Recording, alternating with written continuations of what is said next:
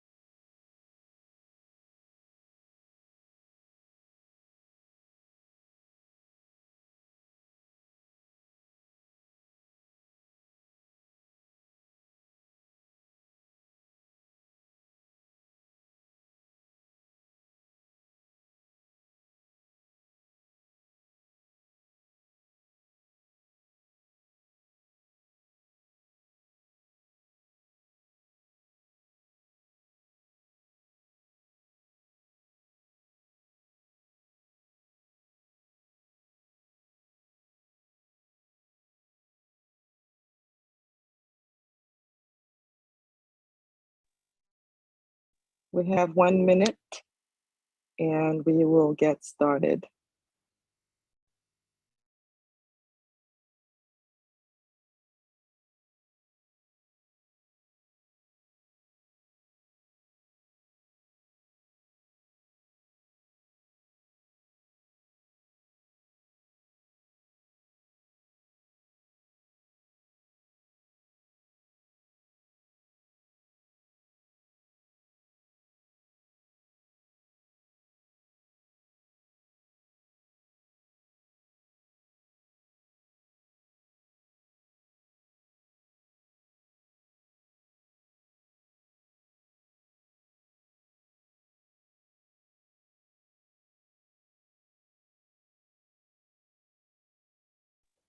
All right, so we're gonna get started whilst other people join us.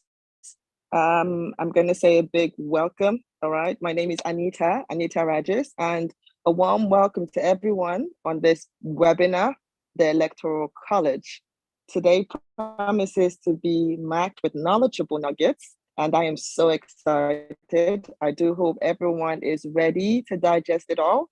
Um, so today's lecture, I'll be introducing Dr. Abdul Hamadu Abdullahi, and I'm going to do a little brief introduction of our guest lecturer. And Dr. Abdul Hamadu Abdullahi is a PhD holder in local government and development studies with many years of working experiences at administrative managerial level, filled with work and volunteerism. He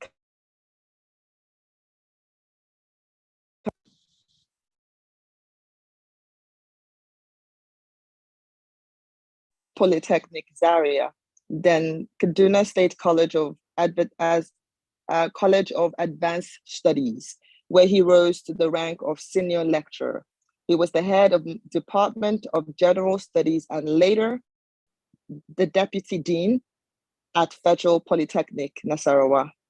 He presently works at the Ahmadu University Zaria, where he is involved in teaching, research, and community development at the Department of Local Government and Development Studies. He has held many other responsibilities, such as Secretary, National Conference Organizing Committee of the Department of Local and Development Studies, Staff Advisor of Association of Students and Local Government and Development Studies, Patron of Junior Chambers International, that's JCI, Coordinator of the Diploma Programs, editorial board members or board member of Zaria Journal of Art and Liberal Studies.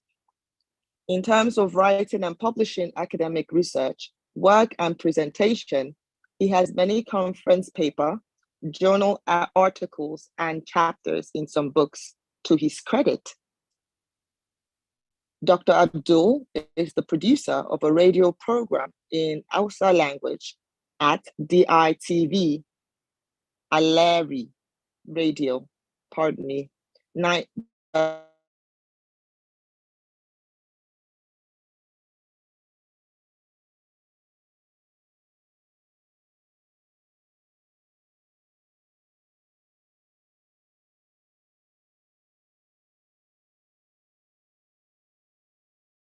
Hello, Anita. We can't hear you anymore.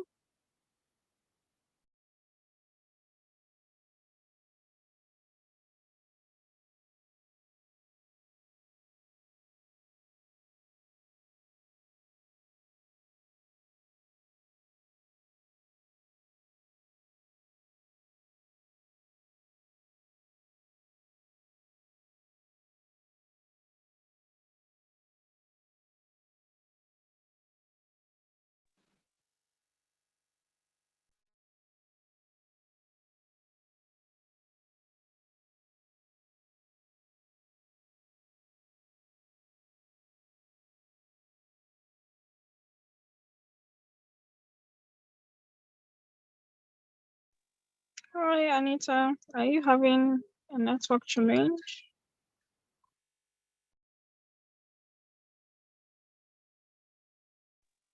So yes, I'm here. There's a little problem. So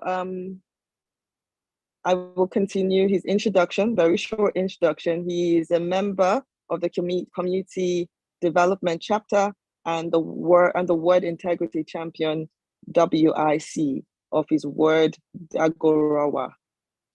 Sambo Gari Zara under the auspices of Aid Foundation, a registered NGO involved in advocacy and development. Personally, he is a member of International Association of the Community Development, IACD, Scotland, the West Africa's Research and Innovation Management Association, Nigeria, and a member of Network Against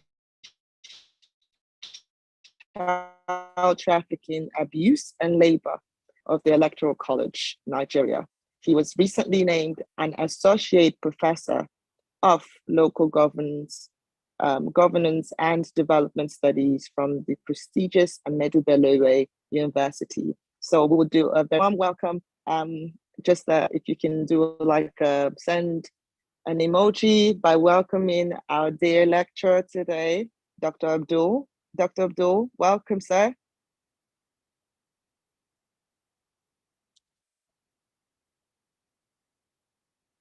Dr. Abdul. Oh, thank you very much. Thank you very much. Thank you. Electoral College, you're welcome to this cohort.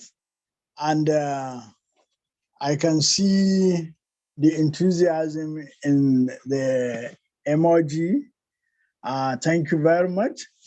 I'm very happy being with you. I don't know, Anita, will you share my screen? Will you share my screen? I'll help you do that, sir. Pardon? I'll help you do that. Oh, this that's is Lisa. very, Yeah, okay, Lisa, that's very good. Lisa, that's very good. So, ladies and gentlemen, you're welcome to the Electoral College. And as you are aware, we are in the political era, and it is very important for us to understand what is happening at the local level, especially what happened just some few days ago. So I'll begin my speech. I'm waiting for the slide. I'm beginning my deliberation on the local government administration with this very important message from the president. The president of the country, Muhammad Buhari, said that it is high time local government is given its own place in the scale of events. And that's a very good omen for all of us. He was speaking at the,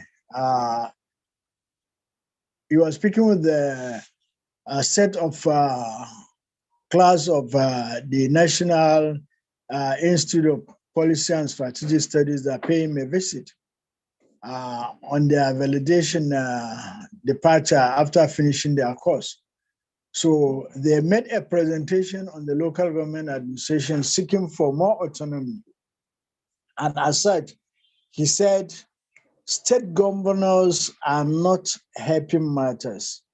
And research all over has shown that state governors are not helping matters. So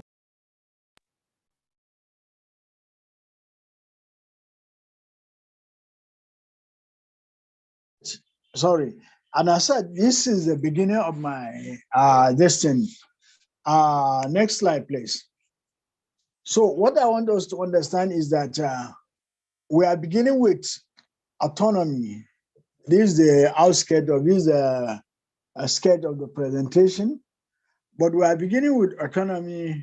Next slide, please, so that we have already spent some time already. So what we are going to do is, I want us to begin with looking at local government in other countries, because Nigerians generally like comparing us with other countries. This idea of copycat syndrome, or whatever you may call it. So people like to look at, let's begin with looking at what is obtainable in terms of local government in other claims. Now, in the communist, okay, I don't want to bother you with the definition of local government or what the local government administration is all about. We shall come to see it. We have already passed that level of this struggle with nomenclature, definition, and the rest. So the communist type of local government, and you know, in the world today, we have some countries that are communist inclined, and there are some countries that are capitalist inclined. And in the case of Nigeria, we claim that we are doing a mixed economy. That means between capitalism and communism. So let's look at what is obtainable in the communist society in terms of local government. They are more organized and they operate along the socialist principles and ideas. That means there is a principle of centralism at the local government level in such a way that the local government is part of the central administration of the country. And it is inseparable from the national planning. And if you look at such countries, for example, Russia, China, and then some pseudo-socialist countries like Brazil, Argentina, and the rest of them, not Argentina, sorry, and some other Latin American countries that claim to be socialist, they have the same local government structure. Then in terms of the French-speaking country, for example, we have the local government is also refers to having a distinguished feature of our characteristic of integration of the local government with the central administration. And you are not going to talk about autonomy because the performance of the office holder determine subsequent roles in government. That means in the French, it's a little diversion from the Russian or the Chinese style of local government. But in any case, it is not having full autonomy that we are thinking of. It is still under the control of the central planning organ of the government. Next slide. So basically, in the case of Nigeria, next slide. In the case of Nigeria, we are operating under the British type of local government system, a system in which the executive and the legislative arms are fused. The chairman and secretary of local government are members of the council. The local government enjoys adequate autonomy as exercised by popularly elected councils whose tenure is on a fixed period. Now, Michael, this is the British system, which is parliamentary in nature. As we shall come to see in the case of Nigeria, we are operating in some part of the country parliamentary, and in some part of the country we are operating a presidential system of local government. But the most important key factor I want you to note here is that in the British system, they have a fixed period of tenure of the local government, and they enjoy adequate local autonomy. The council is the highest political authority and operates through committee system. This is also similar to the Nigerian system, but then it lacks autonomy and it's like tenureship. Now, full control in the management of local government staff. This also is not so obtainable in the Nigerian system. Then the local government can employ and manage staff directly. And they have also something that we call the Local Government Service Commission and the rest of them. But this is partly obtainable in Nigeria. The only difference here is that in Nigeria, the local government does not have the prerogative of employing anybody, as we shall come to see. Next slide. So basically what we are saying is that I want you to have this as a preamble to understanding that this is the local government that we are operating in Nigeria. This is the nature of local government in other parts of the world. But in the case of Nigeria, we have the Nigerian Constitution guaranteed 774 local government areas, and Abuja is having a 6-area council that are similar, having the same structure and functions like a local government. And again, the local government has legislative frameworks, but they are also under the control of Act of National Assembly, and that's in terms of Abuja and even the other local governments. And then they are also under the control of state assemblies. And then they are also under the control of the bylaws of the local government legislative council. Next slide. So basically what I've said is a community of local government as should be understood. Now, in the Constitution, we have many sections in the Constitution that talks about the local government, such as Section 7, subsection 1, Section 8, Section 162, subsection 6. This is the most problematic aspect of the 1999 Constitution amended on the local government, as we are come to see, because it gives special account called State Joint Local Government Account. It is still operational, as we shall come to see, because though the federal government have done something about it, the president has done something about it, but the state assemblies controlled by their governors have not been able to do something about it. So there's also Section 6, subsection Section 6B, 11 and 12 provision of the Constitution that talks about registration of voters and electoral procedure. This is an area that we want us to discuss later, because to what extent is state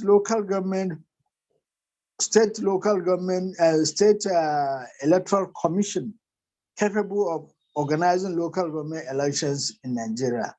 This is another problematic area. And then there is Section 7 that talks of provision for the establishment of economic planning board with the local government. This is also another problematic area, because of when, you know, the normal adage, when the head of the fish is rotten, then automatically, so we shall come to say this. Next slide, please. So basically this, I'm setting the tune for us to understand the nature of the local government presently. But I also want us to go historical again and look at the nature of the local government historical, because during the colonial era, we have what we call native authority. Now this native authority system operates, and then it continues up to from 1954 to 1960.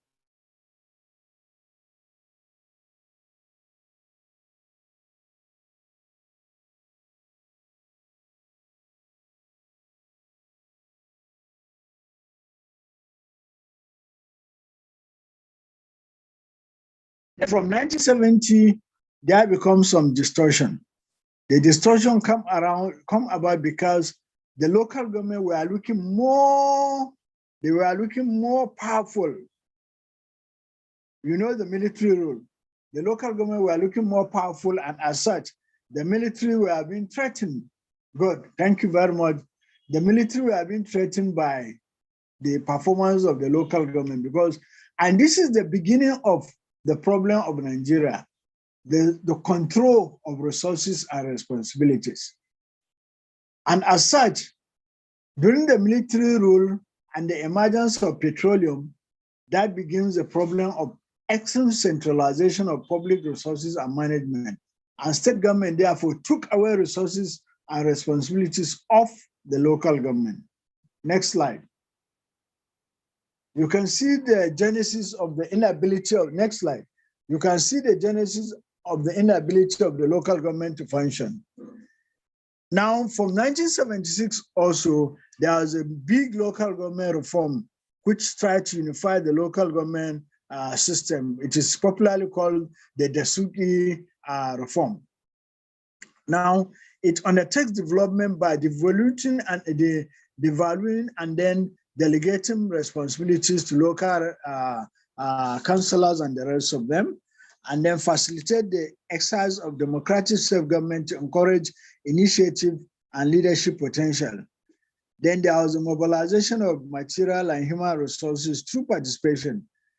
This provides a two-way channel between the federal and the local government and the local government and the state government vis-a-vis developmental effort. Let's go on. Yes, thank you very much. Now you can see this continues.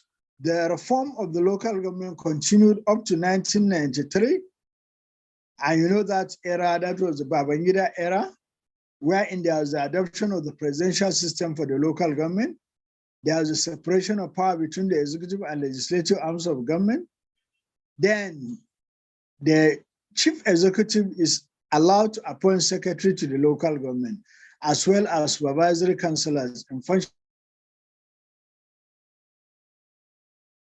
departments of the local government. And then there's also the power over the revenue and the expenditure of the local government. So this was the period when the chairman of the local government became the chief accounting officer of the local government. Now, I hope you are following this skill, see where the problem is. Next slide. Now, basically, when you understand this background, next slide. When you understand this background, you will appreciate that, you appreciate why by 1979, the functions was clearly demarcated. I want you to understand that I want you to look at the local government at the same time as the evolution of the nation state called Nigeria. As the nation state is moving, so also the local government structure is also moving. So the local government functions and responsibilities were categorized or demarcated. That means areas where the local government have full responsibility, areas where the local government share responsibility with higher levels of government, such as the state and local government, and such as the state and federal government, and the areas of responsibility between the state or the federal government and the local government. As we shall see by the 1999 Constitution, there is the insertion of the clause of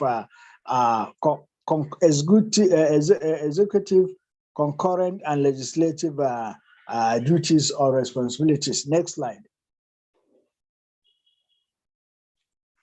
Yeah, thank you very much. You see, I want us to digress a little bit and go to the fiscal relationship, because the fiscal relationship determines how the local government is likely to function. And you can see this fiscal relationship in terms of the financial responsibility. And as I said earlier on, it is clearly based on the nature of the Constitution. And this Constitution clearly empowered each state assembly to fix any portion of its internally generated revenue. Later on, it was fixed to 5%, 10%. But mostly all state governments give their internal generated revenue to the local government in terms of 5%. But as we shall come to see later on, they usurp the power of the local government to generate any revenue, and now they generate the revenue that local government is supposed to generate. They generate the revenue that the state government is supposed to generate, and then they collect from the federation account and then give to the local government any percent they want. Now, 1999 Constitution Section 162 provided that the amount standing to the credit of the local government in the federation account should be allocated to the state for the benefit of the local government. You see, just like you say your junior brother cannot handle money, so let me handle it for him, and then you give him, because he's not wise, so you give him whatever you want to give him, since he doesn't know anything, or else he's going to squander that money. And that was the basic principle that this part of the Constitution seeks to show us.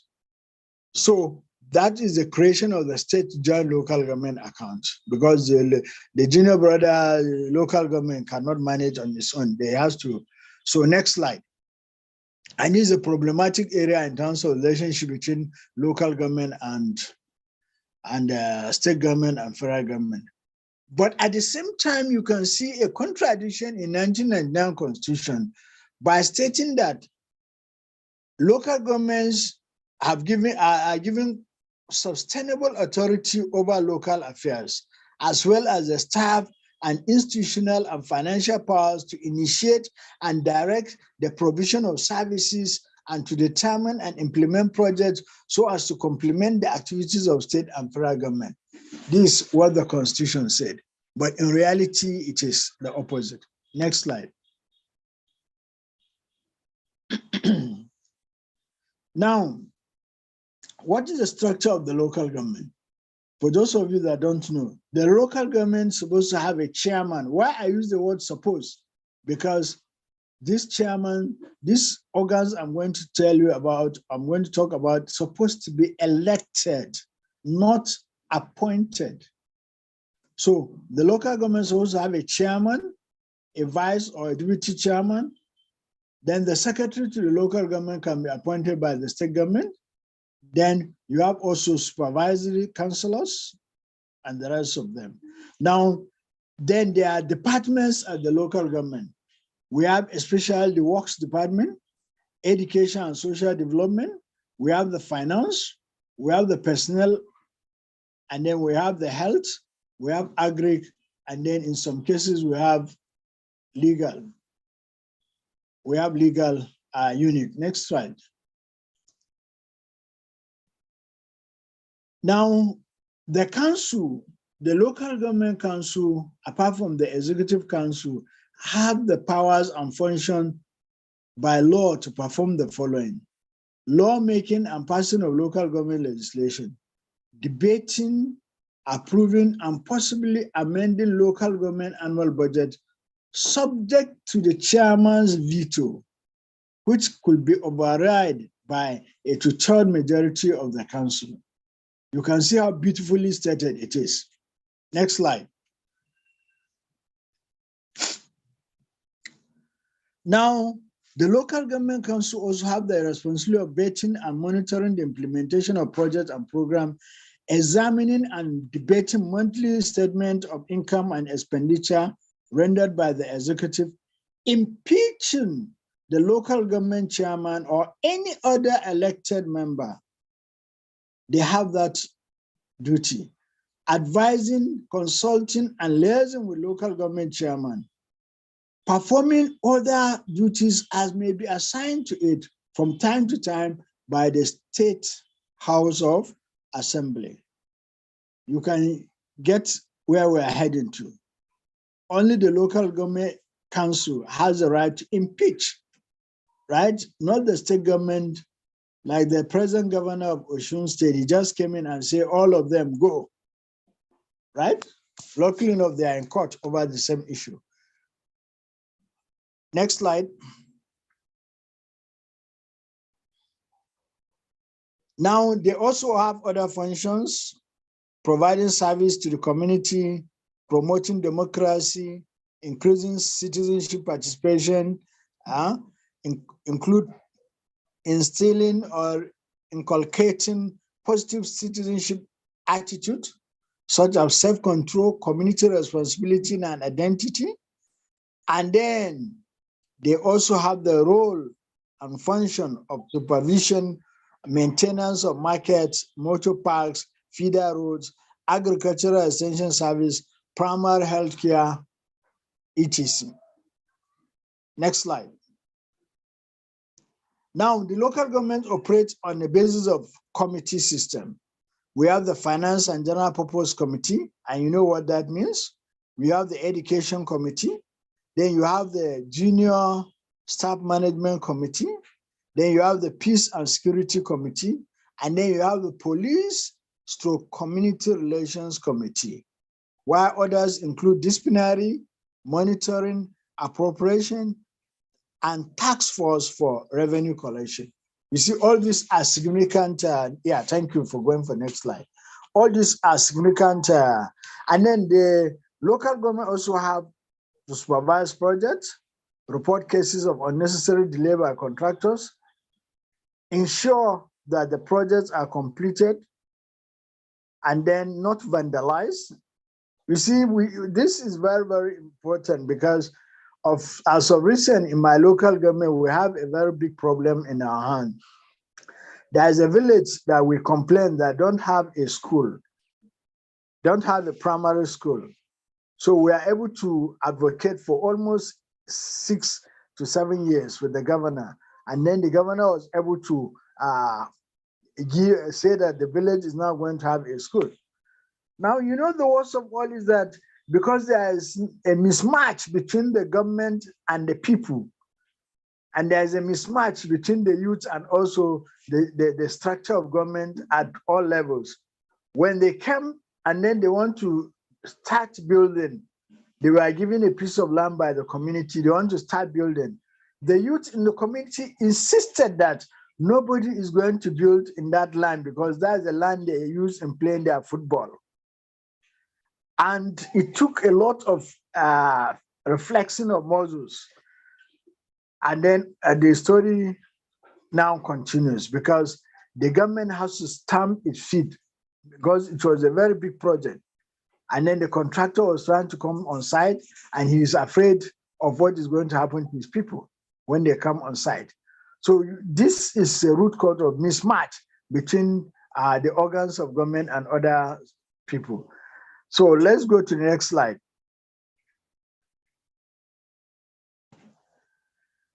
Now, you know the normal mobilization and sensitization that happens at the local government. Usually, this mobilization is supposed to be a regular affair, but it is only made during immunization, during an epidemic, during when people are crying that there's a lot of out-of-school children. That is when you see local government get up to do some immunization and sensitization. Next slide.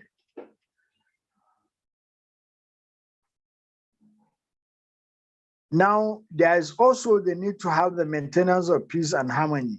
And you see, everybody almost agree that it's because the local government is not functioning. And that is why there is problem of peace and insecurity and terrorism and kidnapping and whatever. Because the local government is supposed to have a very good rapport with the community. And it has this peace committee and the rest, peace and security committee. But then, unfortunately, that's on paper or during the federal government allocation coming to the local government. Then that's when the peace and security committee is called upon to come and sit and get the sitting allowance. And you see, if you look at the structure of the peace and security committee, it's very interesting because it is made up of the military and the paramilitary, right? And at the end of the day, they just do whatever they want to do, and then there it ends the story. Next slide.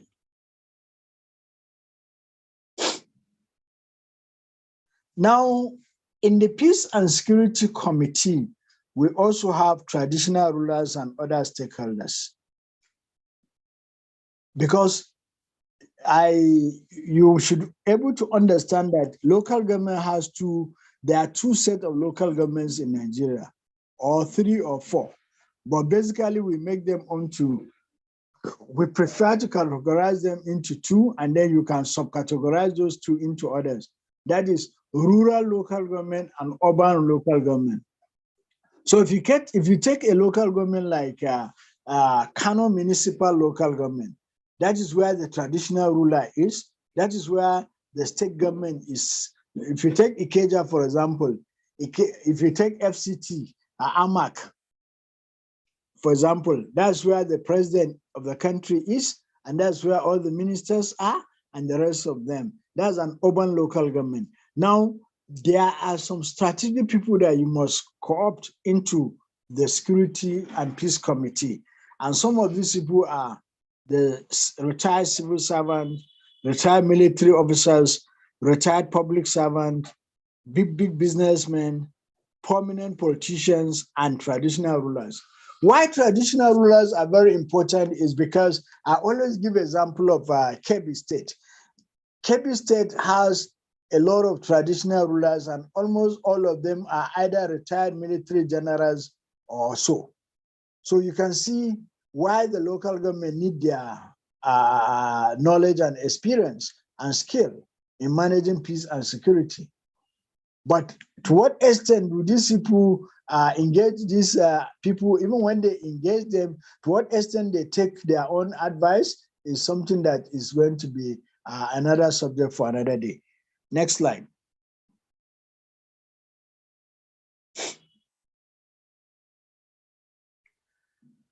Now, in terms of revenue, I always tell people that Lagos State government is the model in Nigeria that other people emulate, because Lagos State government in 2010 decided to make their revenue to be a model. They divide the local government into highly urbanized communities, semi-urbanized communities, and rural communities. So the revenue, they now do the revenue division accordingly like that, both at the state and at the local government level. Next slide. So most states in the federation go and copy the Lagos State model in terms of revenue generation. Next slide. Are you having problem with the slide? Okay. Okay. Now, let's quickly go to local government autonomy. Now, I'm just picking up some very important factors so that you can be able to understand. May 2019, the Nigerian Financial Intelligence Unit issued some guidelines to guide against overbearing influence of state government in the administration of local government monthly allocation. Now, the guidelines reduce the withdrawal from local government to only 500,000 daily, right? The agency also threatened to deal with individuals or companies abating the diversion of the local government funds with local and international sanction. Next slide. Now, this is meant to make sure that the local government's revenue remain where it is. But unfortunately, that has not been possible. Yes, because most states, the slide is not showing, most state government took the NEFO to court, and then when they took the NEFO to court, the judgments of the court is that it is clear from the provision of NEFO Act, especially Section 23, subsection 2A, and Section 28, subsection 2, and Section 31, that the unit has a power to make those guidelines. There is nothing wrong or unconstitutional about the guidelines, and they do not resolve the powers of the plaintiff. And who are the plaintiff? The state governments in Nigeria the state governors that went to court to challenge what they've been told, what the instruction is. Next slide. So this is leading to the issue of the autonomy, right? But the only aspect that is also more disturbing is that by March 2022, the National Assembly passed a bill abolishing the state local government joint account, providing for special accounts where allocations due to local government council shall be deposited. Now, each council to create and maintain a local government account into which all allocations to be paid. Each state to pay local government council such portion of its internally generated revenue on such terms and in such manner as may be prescribed by the House of Assembly. However, since the bill seeks to amend a constitutional provision that has to do the approval of at least 24 state House of Assembly, up to now, it has not seen the light of the day. Only around 10 to 16 that have approved that section of the Constitution. Now they have to get 24, and it has not been possible. Now, then what is the challenges of local government administration? Yeah, our local government is not functioning due to many issues. One of the most important one is corruption. Corruption in terms of inflation of prices of both items, overestimation of project costs, ghost worker syndrome, awards of contracts, and subsequent abandonment, outright payment of huge sum of money to political godfathers. These are some of the problems facing the local governments in Nigeria. Next slide.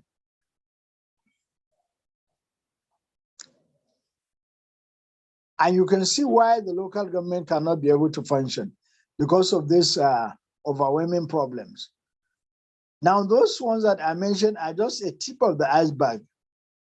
Now, in conclusion, I want us to realize that local governments all over have a decentralized structure with far-reaching areas of responsibility and powers to exercise.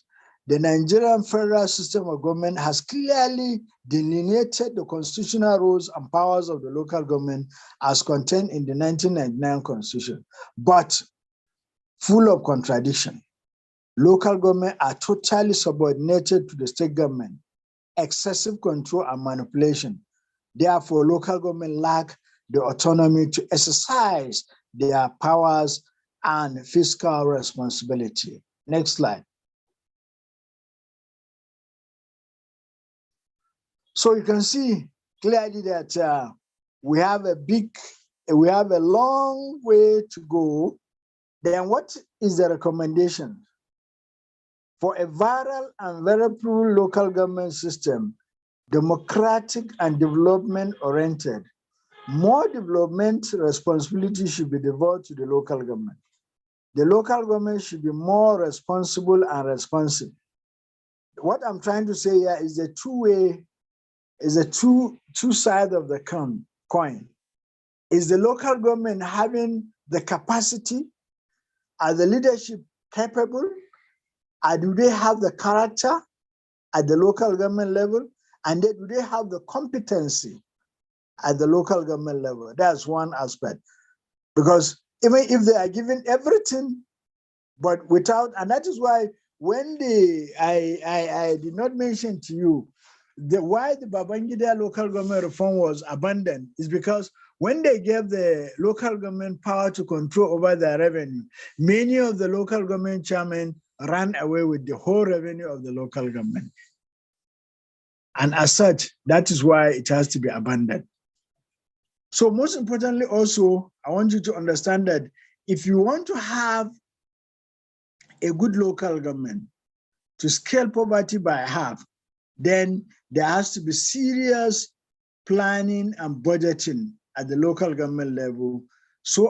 But this can also not be attainable unless we're able to have capable, competency, character-based individuals that are at the local government, not just at the level of the elected members, but also at the level of appointed supervisory councillors and even the staffs of the local government.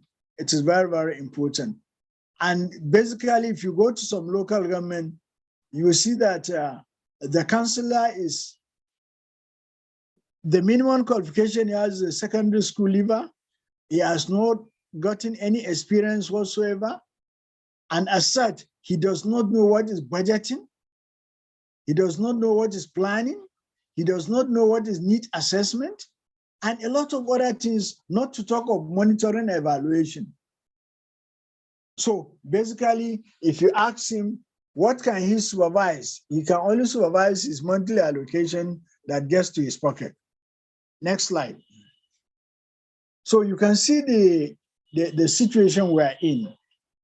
Now, it is very important also to make the local government more participatory. That means there must be the involvement of the rural poor into potential and creativity of the local government. Because at the local government level, we have many untapped potentialities. Then there must be the promotion of groups and local organizations so as to improve the bargaining position with government institutions and organizations. Now, there must be also the organization of and formation of cooperatives, community-based organizations and non-governmental organizations to be part of the agents of change that is needed to help the poor acquire new skills and make their own rules of their own organization. So basically, it is very important because participation of rural women in the developmental process has to be spearheaded because of the numerous advantages. Some women, rural women, are the breadwinners of the family, and as such, not even the rural women, even in the urban areas, women must be given recognition, and then not just recognition, but support to attend to any level of potentiality so as we can have development within the rural communities and even the urban communities. Next slide. Now, another recommendation that needs to be taken into consideration is that the budgeting system of the local government has to be changed. The traditional budgeting system has to change, and the budgeting should be, the performance budgeting should be adopted that requires a sound budgetary operation, financial plans, financial discipline, skill, and responsibility with the skilled manpower that can implement such a budget. And it is very, very important that this is taken very, very, very serious because there has also to be a participatory development with all the CBOs, CSOs, and the rest of them, rural women, youths, and the rest of them be involved in the management of the local government system. Next slide.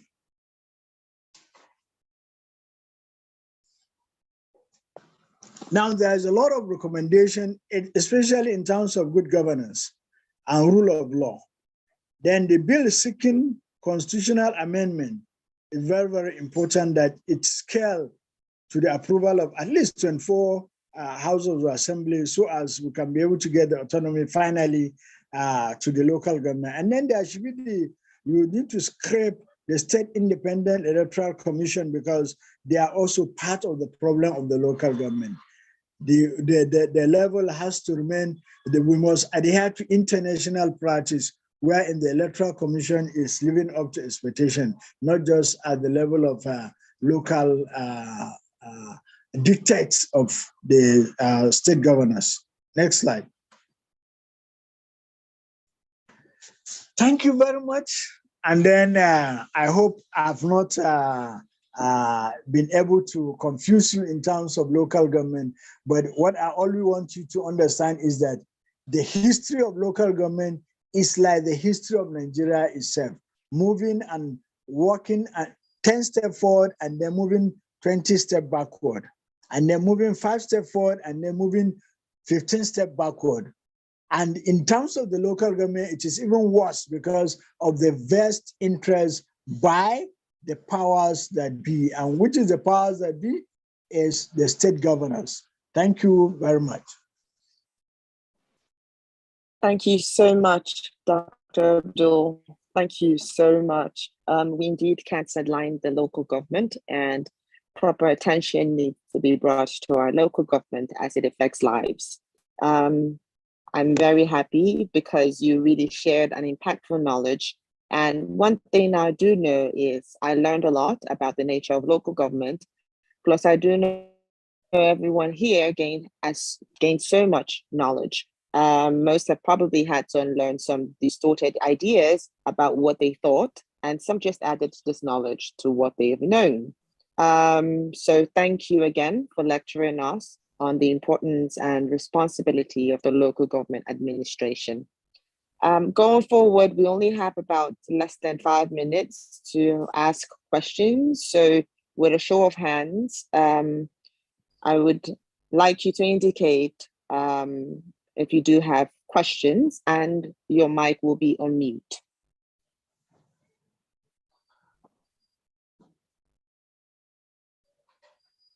Hi, If you do Anita. I have think there are questions- some questions in the chat box. Okay. Yes, and So, the class ends 7, so we have enough time for questions. Right.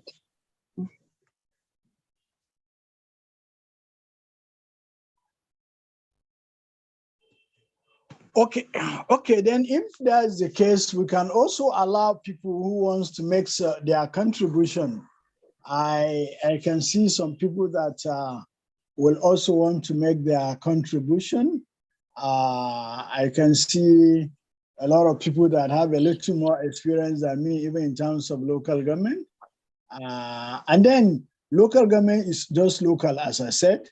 So the experience of one local government may be different from the experience of another local government. Please, can you allow me to, can you unmute my very good sister, Joyce Daniel, who is very, very concerned about local government in, is it Edo State? And she has a lot of experience. Maybe she can share 1 or 2 experience she has with us. Joyce Daniel. Can you unmute her, please? Joyce, are you around? My doctor.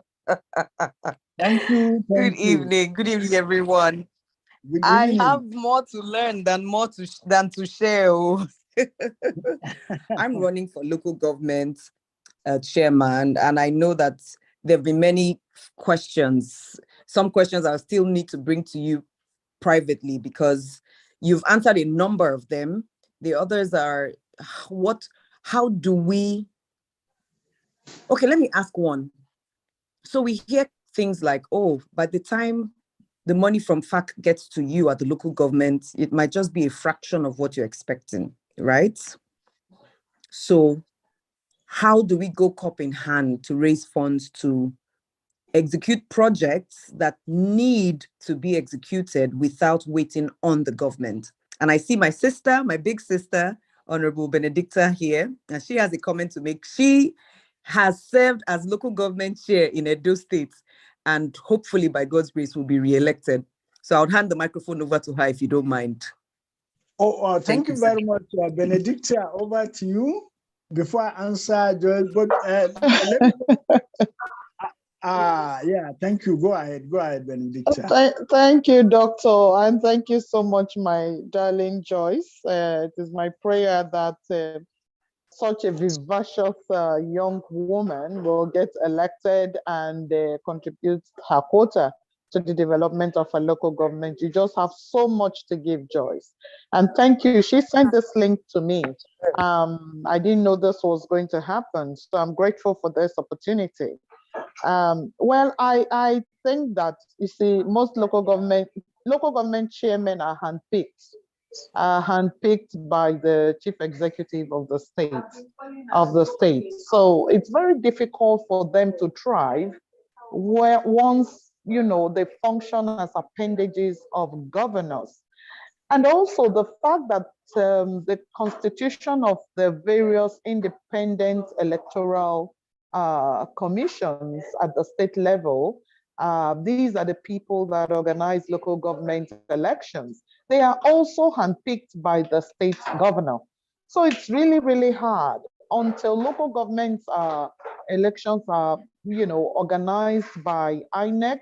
I'm afraid we will not see any progress. And like my sister Joyce highlighted there, I will not be able to go into too much detail. But yes, the local government funds does not come straight to local governments. It goes first to the state. And, you know, if you're not the one receiving directly, you know, it has an effect. It definitely has an effect. So the summary of what I'm saying here is that there should be a real autonomy for local governments to thrive. Without that, we will not see any significant change. So thank you very much for this opportunity. Thank you very much, Honorable Chair Lady, or is it Chairman? Where is Dauphin? Dauphin, you don't need to run away. Where is Dauphin? Can you unmute Dauphin Benedicta Quado?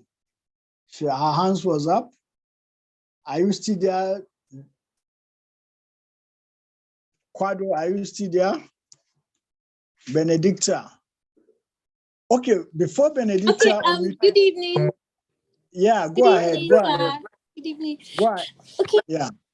I think recently, like earlier today, right, or yesterday, the presidency issued a statement concerning state governments being the cause of poverty and all because of the handling of funds for local government and everything. So my question is, since we already know that this is the problem, and since the presidency has already said, okay, this is the problem, why is nothing being done about it? It's just like stating the problem and leaving it like there's no, for now, I think to the best of my knowledge, there is no clear path as to the solution. We all know what the problem is. We all know there's oppression in the local government, but why is nothing being done about it per se? I don't know. That's my question. Or so far, what has been done about it? Thank you very much. This is a question that maybe Dr. Mike DK will answer for us. But Dr. Mike DK, just hold on first. Let me put more addition. You see, my very good sister Joyce asked a question about the local government funds. It gets directly to the state local government joint account. But at the end of the day, what comes to the local government in terms of revenue is not something to write home about, because there's what we call extrajudicial expenditure incurred by the local government right from the beginning of the account, right? So there's automatic deduction, for example, for security, for paramilitary organs, for sometimes NYC, sometimes, also there's deduction for traditional rulers. The salaries of traditional rulers and everything related to a traditional institution come from the local government. So all those deductions are made. Then there's also what we call joint local government and state government and even federal government projects, such as, for example, immunization and the rest of them. So all this accumulation of projects, what leads to the fact that, for example, now in most local government that supply, most local government where farming is taking place, the state government will force the local government to pay 60% and in some cases 80% for the fertilizer, while the state government pays 20%. At the end of the day, it is the state government that will come and launch the fertilizer project. And people will assume that it is a state government project, not knowing that 80% of the project is from the local government funds. So now the local governments are now left to source for revenue from other sources. And that is why in some cases, some of the local government will just find a little amount and then they squander the rest.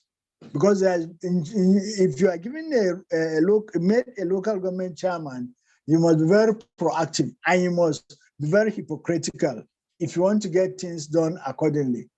Let's give Dr. Mike, please, can you unmute Dr. Mike DK to help us answer some of these questions? My brother, you're welcome.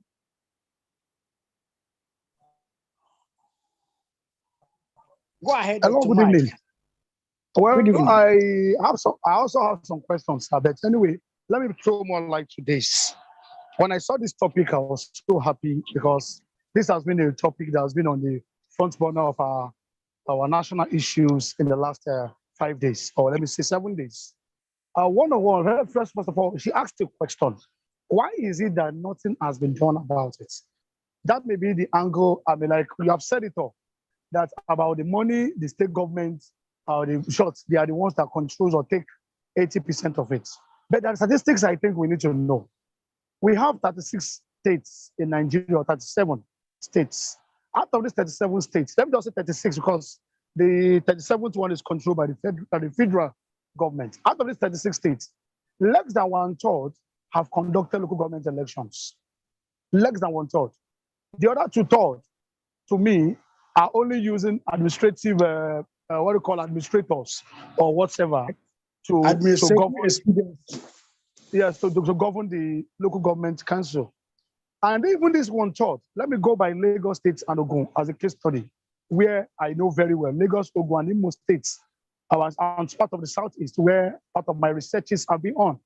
In Lagos State, for instance, which part of my question over there, when the money being sent to Lagos under the joint account, the state government spends, for my own record, 65% of it. And on those things you mentioned, sir, exactly on some of those things you mentioned, security, local government chieftaincy, because they will place it as local government and chieftaincy commission. They have a commission to like that. So the rest, 35%, they send it to the local government and instruct the local government to create their own IGR, which they started creating, such as shops, rents, shop permits, kiosks, permits, extension, and so on. And they generate money based on the number of people, number of this kind of business within their area. In Lagos, it's a place where if you place something in front of your house for sale, you pay money to the local government annually, which ranges between 800 and 1,000, between 800 and 3,005 annually. That's the amount you pay. That's based on our research. And also the transport as well. We have local government, we have bike, we have keke, we have small buses. So they also generate revenue from them. And from our own research, the local government collects from the Okada, that's Okada, they collect nothing less than, they collect between 200 and 500 daily from them. And keke, some of them goes for about 1,000 to 1,005, while the small bus go between 1,500 and 2,000. So some of a percentage of this money goes to local government, certain percentage goes to the state, certain percentage goes to the security, that's the army and whatever joint force. Now, in getting this, what happens? The little money they get, they've been trying to use it. But after this Lagos, I went to other states, like Imo states and Ogun. Where those things, they don't generate IGR as well. The states are the ones generating IGR from all these local governments. Everything goes to them. Like in the farm issue, the local government are the one paying 100% in the most states. But whenever they want to launch, there's a place called Adapam, they were doing the same. Now the question is, what all these things? Why is it there is no autonomy? Where local government only? If you go, before I go into that, 2 days ago or yesterday, federal government said it is the state governors that have subjected the citizens into abject poverty. And he analyzed that because they were strangulating the local governments. Yes, for the federal government, that was true. That is true, rather. And when you now come down to why, what is it that we're not doing it? Why are we not generating? Why are we folding our hands? Now the question is, let's go back to 2012, 2013. When then there was a bill to have full autonomy of the local governments. I remember then, 18 governors rose up, led by Babatunde Raji Fashola, against this autonomy. Because he was a lawyer and they were able to call all their senators home and instructed them not to kill the bill. They instructed the senators and House of Rep to kill the bill on getting to National Assembly. That bill today, I don't know whether it's in first or second or third reading. It was more or less like dead on arrival. Now, what can we do? Is there nothing we can do? We can do something, but right now we can do nothing. The only set of people that can be able to do something are 109 plus 360. This is the number. If you plus it, that's 109 plus 360. That's about 469. These 469 people are those who can sit. Who are they? Senators and House of Rep. who can sit to now do what? To now legislate full autonomy, where the local government will collect their money from the federal government, and INEC will be in charge of the election. That's part of the bill there, which was there on arrival. Now, my question, that is, I think that's right. So the only thing we can do is, if we, as this electoral college, for instance, that's a beautiful thing.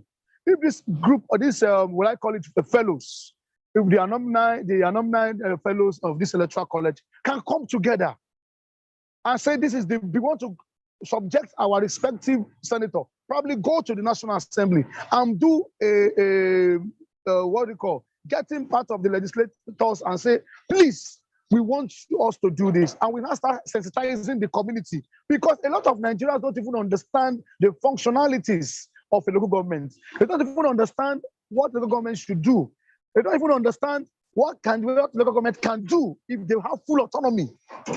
Most people don't understand that. So we need to start doing that sensitization, that education from our community down that we are all being. Now, my question, sir. I have a question. What is my question? Yeah. What is the relationship between state assembly and the local government? I want to take a yardstick. In 2021, the state assembly said that they have suspended. They don't have the constitutional rights to suspend local government chairmen. If yes, right. How? If wrong, no. Who should suspend? Who should suspend or impeach the local government chairman? That's one. Two. Does the states have the autonomy to create local development council, like in Lagos? Lagos has about 37 local development council. That's local council development area, 37, and 20 local governments, which in all is 57. These are my questions. Thank you. Thank you very much. Thank you very much. Let me start with the last question. You remember during Obasanjo regime and Tinubu, when he was the governor of Lagos State, there was a tussle over a local government account because he created the development areas and he was denied the revenue of the local government. Now, basically, you see, the beginning point is the Constitution. The Constitution clearly stated the responsibilities and duties of the local government. And it clearly stated the relationship between the local government and the state government, and the local government and the federal government. There is a part of the Constitution from Section 162, from the beginning of Section 162 downward, that states that local governments are, I read the powers of the local government, where they now stated clearly that they are going to take instructions from the state government and from the National Assembly. It is there in the Constitution. And that is what the governors are using to usurp the powers of the local government. Secondly, again, still coming back to the Constitution, it's the same Constitution that created the state joint local government account. And if you remember, as I said earlier on, this is the outcome of what happened during Babangida's regime, when local governments were given when local governments were being sent their allocation directly to the local government account. They now vandalize the amount of money that is sent, to the extent that some of the local government could not be able to pay their salaries of their staff. So, in spite of the fact that there was no control over the money sent to them. So that gave rise to that local government control, a local government joint account. So basically what I'm saying is that the whole thing boils down to the issue of the constitutional provision that gives, the Constitution is one that gave all the control. And why is it that it is difficult for state governors to leave their hands from touching, remove their hand from touching local government funds? They cannot remove their hand from touching local government funds because they use that local government funds to project to the populace in the state that they are working. The amount that is given to the local government is what they use in projecting joint projects. Now, when it comes to the launching of the joint project, no governor states that this is a joint project, but in the books, it is there. You can see it's the same argument about the derivation funds. From 1999 to date, the 9 states in the southeast and south, in the southeast and south part of, we are given their own south, we are given the derivation fund. The president said he gave them 1.7 trillion naira shared between 9 states. It's only when Rivers State governor came out and said that this amount has been released to them. It was only when then people now begin to know that something like that has been given. So they only collect it and then just keep their mouth shut. You know what? If you have a poultry farm, just put some feed to the chicken and you see. Immediately they finish it, they will clean their mouth, and then you will not see any sign of anything in their mouth. That's what the state governors are doing. They clean their mouth and then nothing is shown. So they use the same local government funds for their campaign. They use the same local government fund because they use it to execute projects. And this project, they now own the project instead of the local government own the project. So if you are not in the good books of the governor, then automatically there are going to be no project to be executed in your local government. And then the fund will still be removed because it is removed from source. And what comes down to the local government will just be barely enough for you to pay for. And that is why in most local government, the chairman and the rest of them only come to the local government either twice or 3 times in a month when it is time for the allocation, when it is time for the federation account allocation coming down to the local government. That's when they will come. They'll come early for the budgeting. After finishing the budgeting, then they come to check the expenditure and the revenue. Then they now come for projection of how to spend the money. That's the only thing they can do. So basically, it takes a lot of, and then what is the solution? The solution is, as you just said, the Electoral College needs to spearhead in conjunction with NOLGE, National Association of Local Government Employees of Nigeria. Some years ago, the late president, did a lot of work. One, Ibrahim Khalid Laida, he died. He led a lot of campaign for local government autonomy. Now, presently, this one too, what's his name? Mukaddis, is it Muskali or so? I can't remember his name. He's also trying to do something that is similar, raising awareness over the issue of the local government. So basically, there's another organ of the local government that you don't even need to, I deliberately did not want to talk about it. That is the Association of Local Government Chairmen. They call them ALGON. Now, ALGON, based on the former vice president of ALGON was from Kaduna State, and I had an interaction with him. I was made to know that ALGON has a lot of money, and then they are controlled by the state government. They are controlled by, you can, even out of the local governments of Lagos, if you are not in the good books of the governor, or if you are not in the good books of any governor at all, if you are a local government chairman, you are not likely to be allowed to contest for any post in the ALGON. And as such, they are also very powerful that can help us reach to the local government autonomy. But unfortunately, they are also under the auspices of the governors.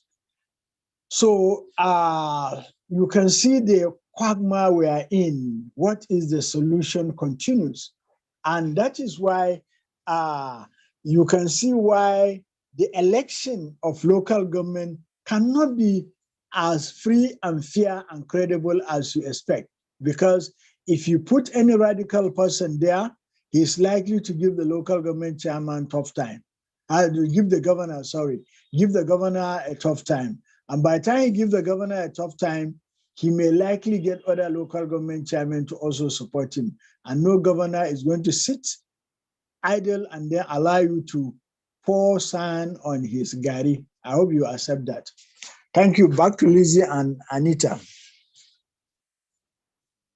So any other hand up?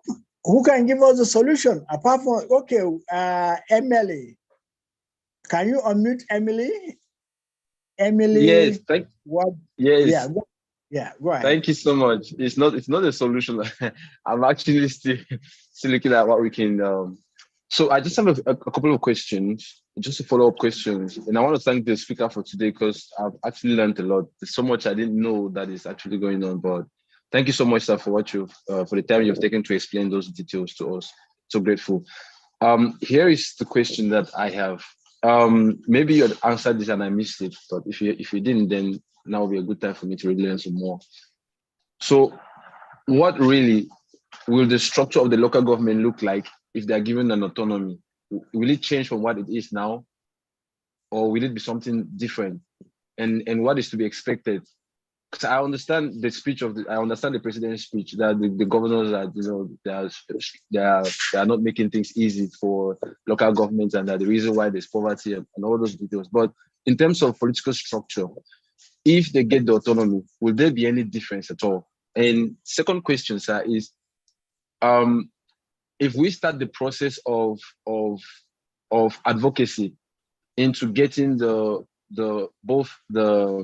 of the arms, the legislative, the executive, and the judiciary aware of the agitations towards the need for the autonomy in the local government, do you have any idea how long this can take? And what step by step, if it's possible, sir, step by step, can you suggest to us, what do we do from here? Where can we go to? I know you've said we can meet with the other organizations, but practically, what should we be doing as Nigerians? Okay, thank you very much. This is a very nationalistic question. And also, you see, the structure does not really matter. In Nigeria, we have a very beautiful structure. Everything of Nigeria is perfect. But the political will to implement is what is happening. Let me give you a very good instance. You see, just as it is said, corruption fights back on daily basis. So I want you to understand, let me go back a little bit and give you something that is also missing. You see, we have what you call, at the federal level, we have what you call intergovernmental relations. In terms of the intergovernmental relations, Nigeria choose 3 institutions in Nigeria to handle local government research and development. These institutions are Ahmed Bello University, University of Ife, and then University of Nsukka. University of Ife, University of Nsukka, and then Ahmed Bello University are the 3 major institutions designated by the government to take care of local government research and development. And they were, so members of these departments, in this department, in which I'm also a member, are supposed to be under their university and at the same time under the Ministry of Intergovernmental Affairs. Now, in order to stiffen the local government, in order to destroy the local government, one of the things that was done is that ministry was reduced into a unit under the Office of the Secretary to the federal government. And now it has become an insignificant unit. Before, we used to report daily, we used to report quarterly to that ministry, but now we cannot report to anywhere because no meetings we are not called for any meetings. In short, some people in the ministry, some people that were in the ministry were transferred to other ministries, and as such, nothing is happening. So we only do, and then we have budgets. We are also included in the budget of the Ministry of Intergovernmental Affairs, but now there is no budget for us. We are not regarded as very important anymore. So our voice, just like we are doing here, is what is also done. So at the policy level, as trying to make a policy statement, we are not very much recognized because we don't have a voice. That's one very important factor I want you to understand. And it has been for a long time, since immediately after the death of Yar'Adua, that responsibility was removed from us, and we are now just on our own under the university system, these 3 departments. Now, very importantly also, for us to understand the dimension of how the things is, we try to form association of local government, not association of, I can't remember, we try to register an association. I don't know, we've not been able to succeed with the corporate affairs because it is supposed to spearhead the struggle for local government autonomy and the rest of them. That's at the, I'm giving this for you to understand at the academic level or at the intellectual level, this is what we have been trying to do, but we have not succeeded. So basically what I'm trying to say is that the structure is good.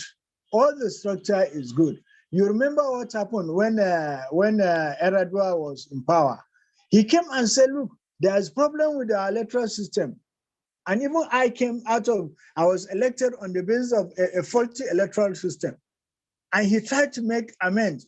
And we are thinking that we all had confidence that the present leadership is also going to continue those amendments. But nay, what happened?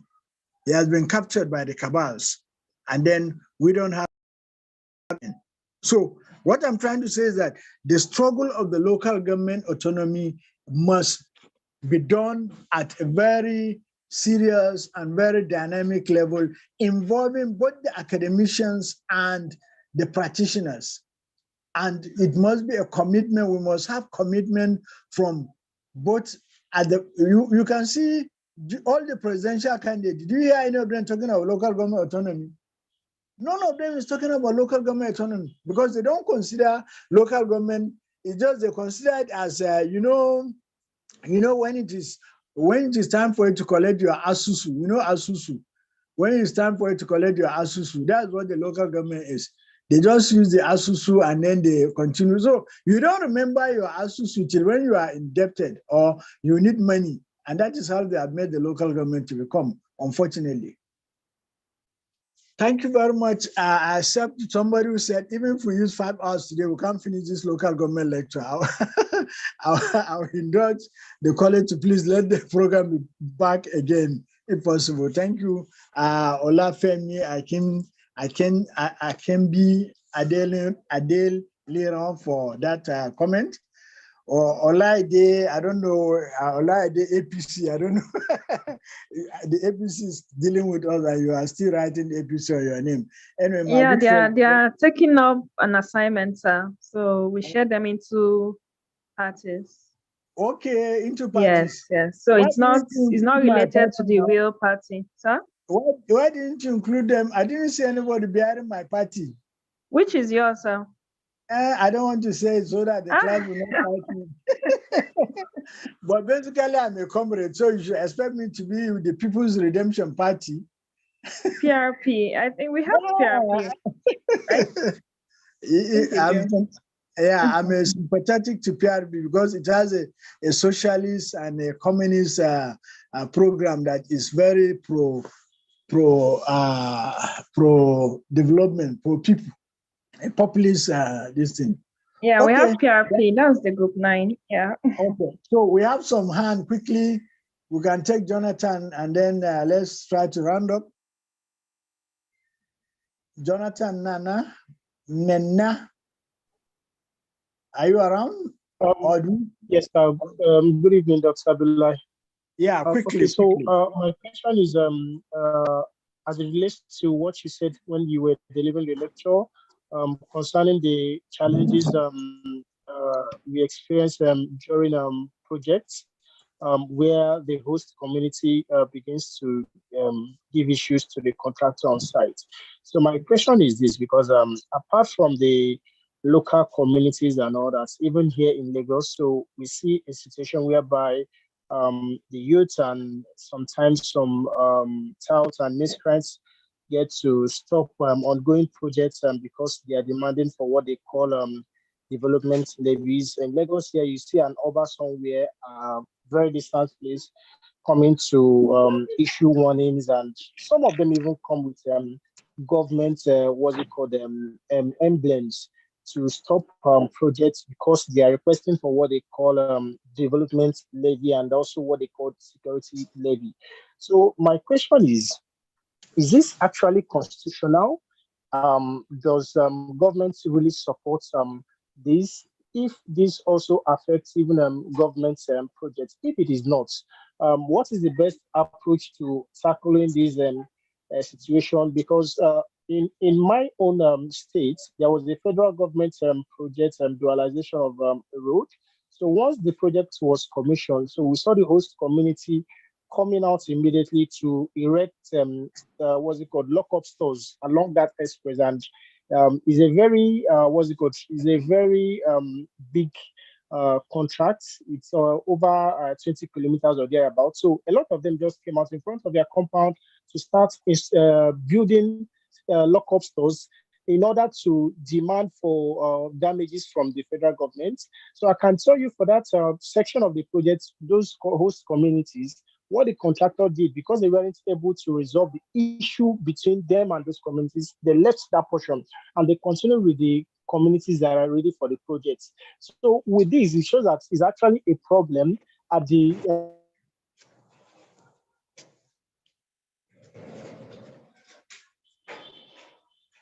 so that Okay, there's an illegality. That's an illegality committed by all the parties concerned.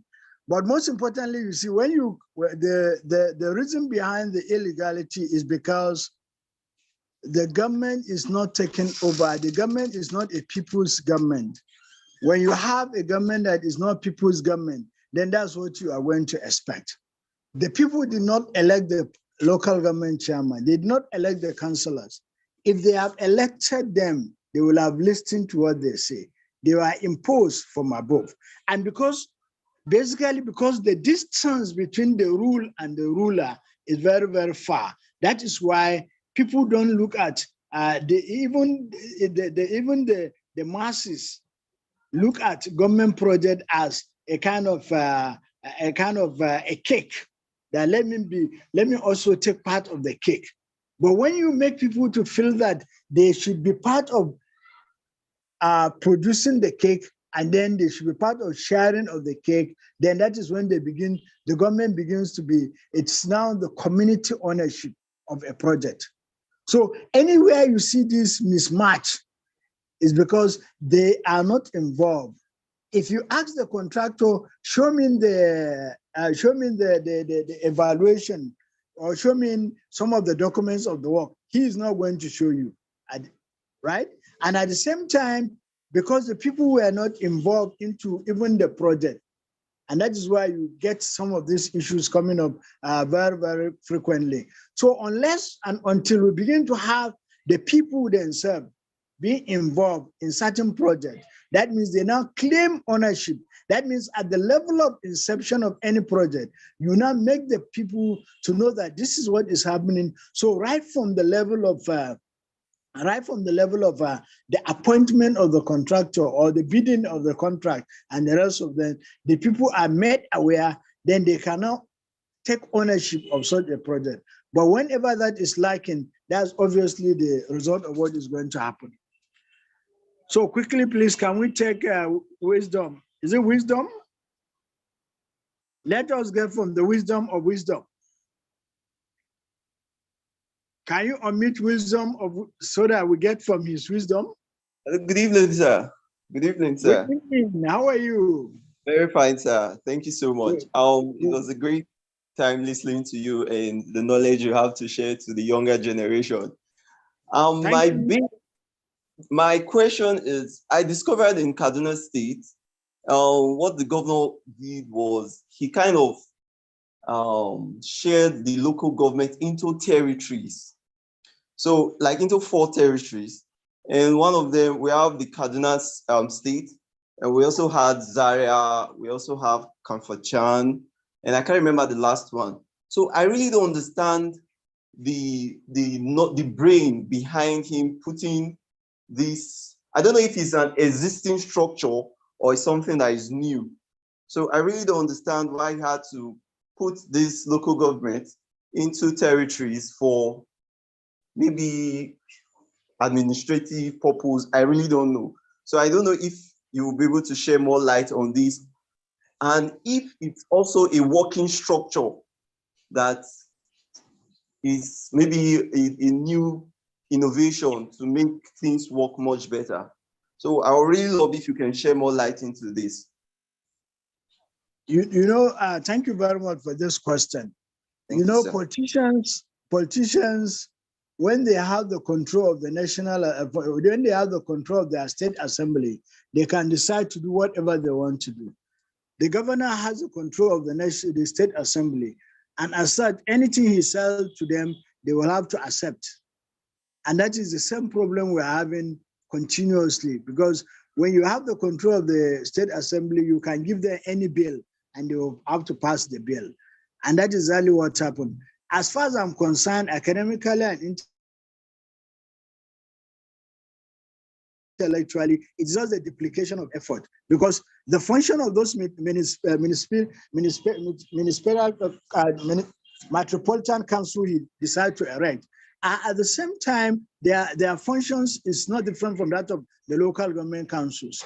And mind you, apart from those things that he created, he also have what you call development areas. He also created development areas. So the development areas are redundant, and then you now create another structure again. So it is not I'm not worried about the structure. It is the functioning of the structure.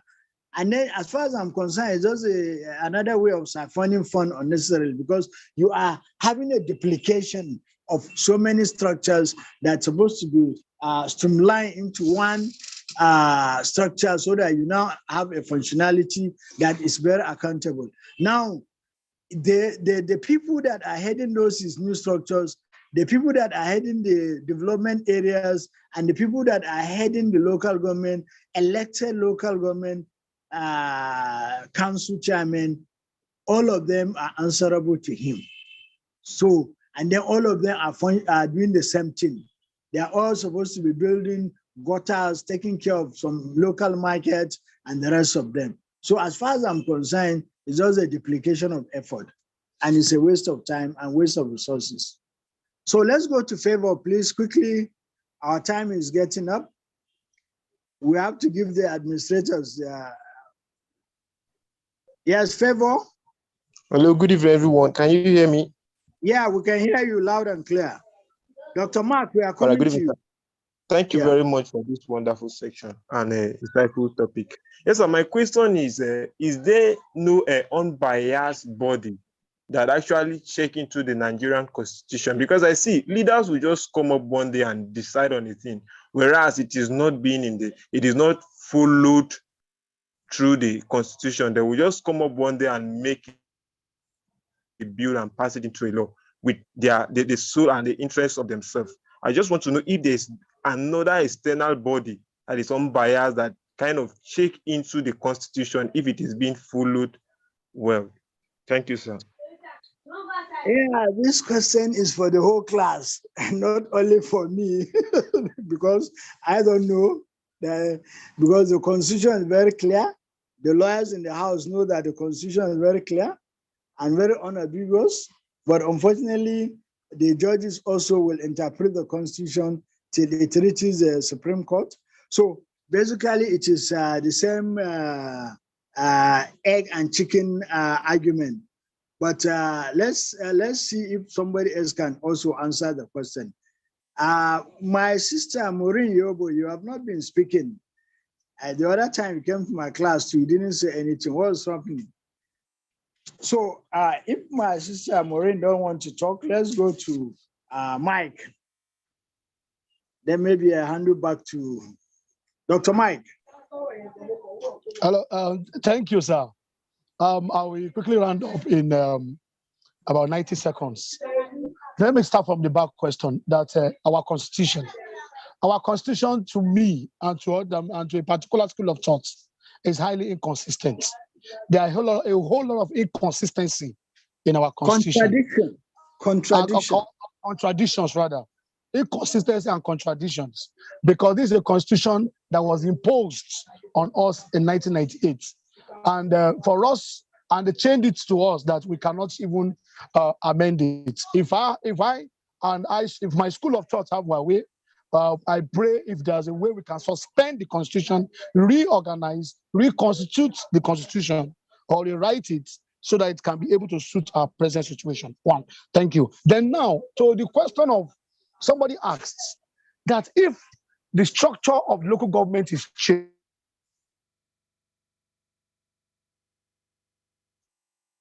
Go ahead. It's like we are using. Or Go ahead. Go ahead. Sir, I think his network is a bit poor.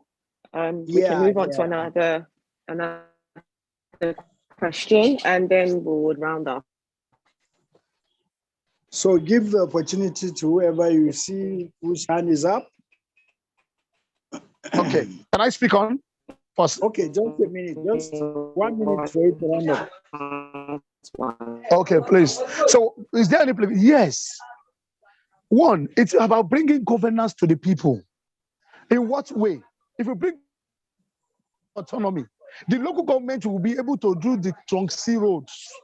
All these trunk C roads will be able to be done. They will have good access to the people. The people will have access to the government. Like in education, we have what we call local government education authority.